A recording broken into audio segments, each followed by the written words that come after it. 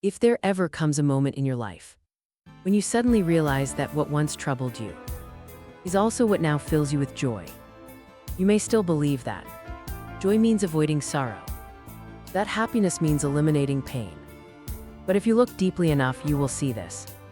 What has given you the greatest joy in your life is often the very thing that once hurt you the most.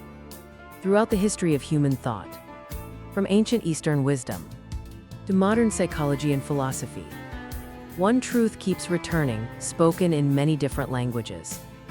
A life with depth is never a monochrome life.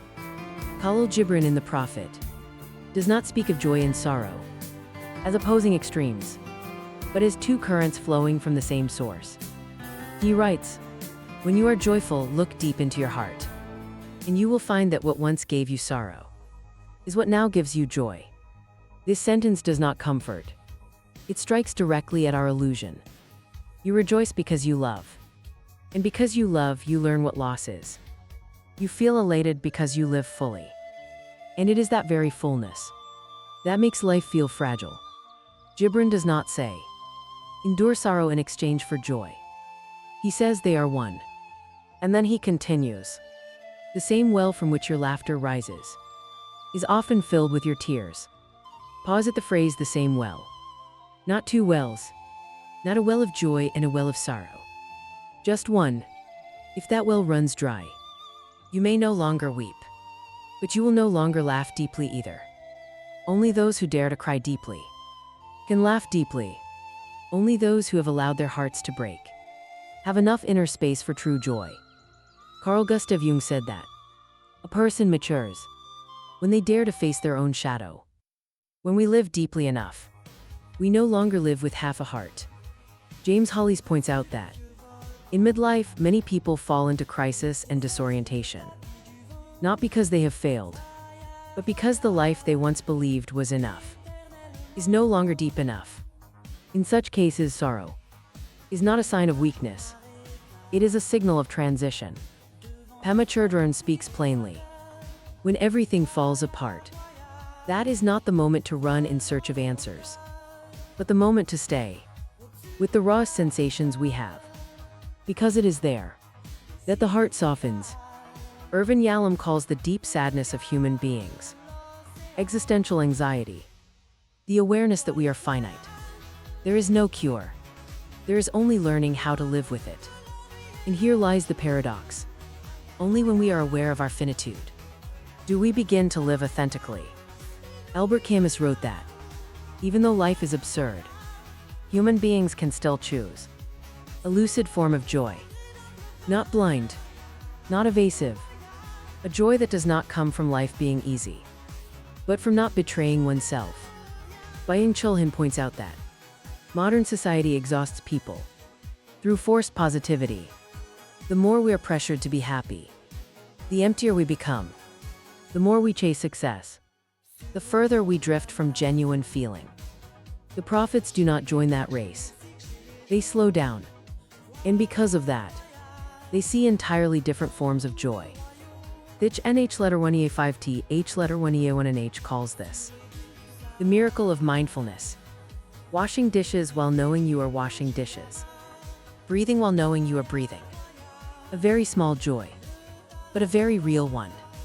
Elaine de Botton shows that much of modern melancholy comes from comparison and status.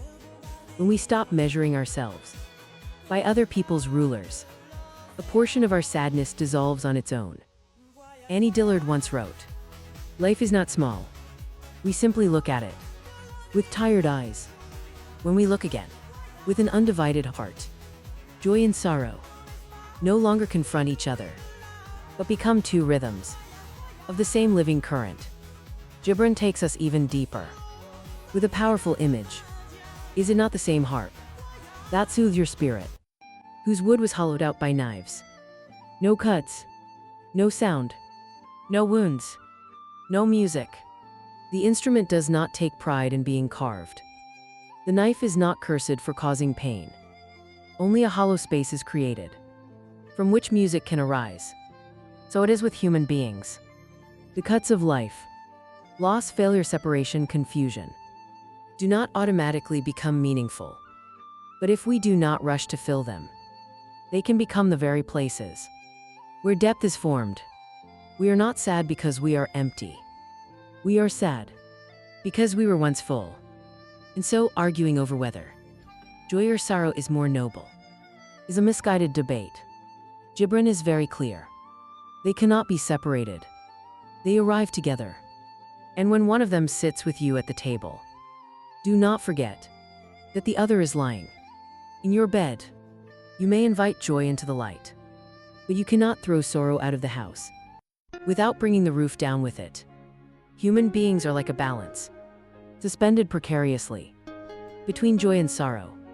When we lean completely to one side, we think we are winning, but in truth, we are losing balance.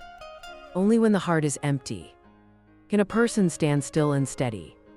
Emptiness, in Lao Tzu's teaching, is not lack. It is non-attachment, not clinging to joy to prove we are successful, not clinging to sorrow to prove we are profound. And then, when joy comes, we do not rush to grasp it. When sorrow comes, we do not rush to chase it away. In the end, the Prophet's lesson is not be happier, nor is it endure sorrow. It is this: do not split your heart. Let your well be deep enough. Let your tears have somewhere to fall, so that your laughter has somewhere to echo. And then, you do not need to become a prophet. You only need to live deeply enough for life itself to speak through you.